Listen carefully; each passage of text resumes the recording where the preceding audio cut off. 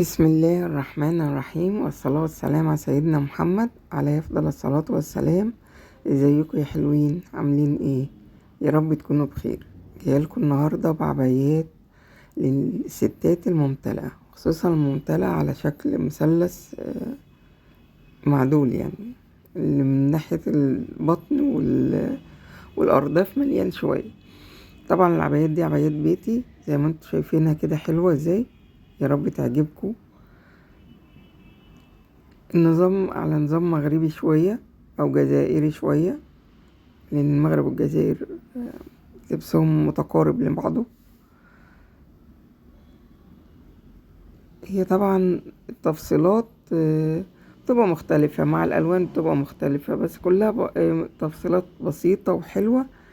والست اللي بتبقى ممتلئة لابساها وأخدة برحة فيها يعني. فيا رب يعجبكم المحتوى ويتعجبكم العبايات.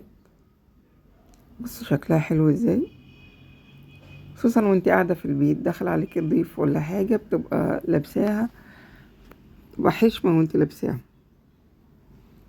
طبعا ديت نفس يعني قماشة الدريس، بس معمول على نظام عباية. طبعا العبايات انتوا شايفينها من القماش بتاعها، من القماش الطري.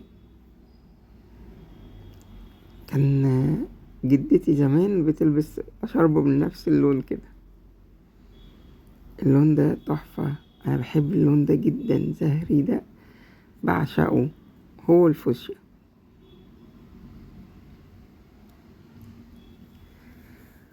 شفتوا اللون الكافيه ده بقى اللي عجبني خالص، حلو جدا.